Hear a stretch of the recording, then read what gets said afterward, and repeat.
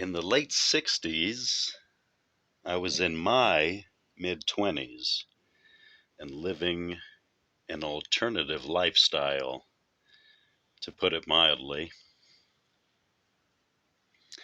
My life was a chaotic mixture of the Urantia book, LSD, the Beatles music, and suicidal depression. The book had been given to me by a good friend, Jim Rowland, a former nuclear physicist who had dropped out because of negative feelings about how that energy was being used. Jim has long since graduated to the mansion worlds.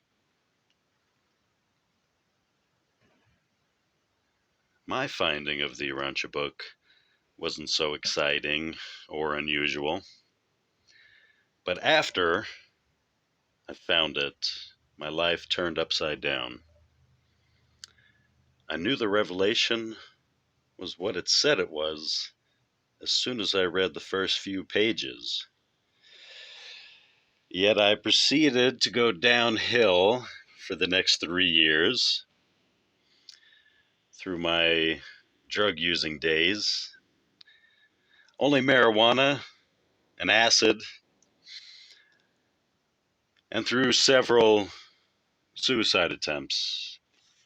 I continued to carry the book with me as I roamed the countryside, telling people about it. I was a mess, but somehow, by the grace of God, I survived those 3 years in which I was spinning out of control with that revelation under my arm.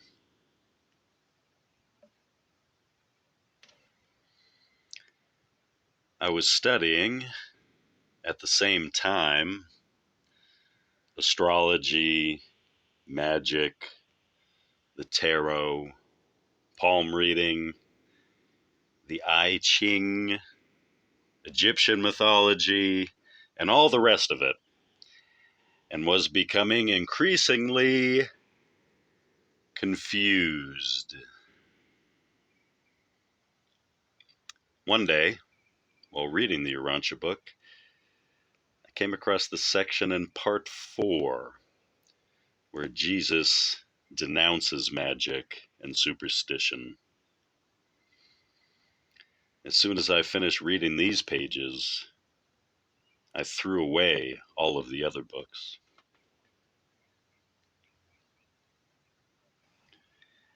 And yet, it wasn't until about 3 years later that I really began to get the message of the book, that God loves you. It was not until then that I began to deeply desire to get in touch with God. After that, my life slowly began to turn upwards from its downward spiral. Over 30 years later, the truths, the stories, and the cosmology remain almost a daily nourishment for me.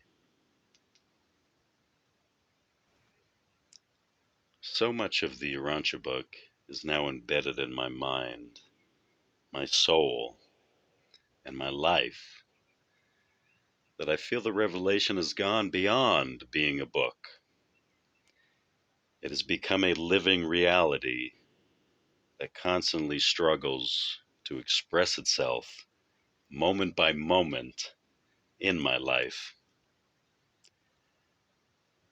I doubt that I would be here today if it weren't for the amazing grace of love that flowed and still flows from the truths expressed in this living revelation.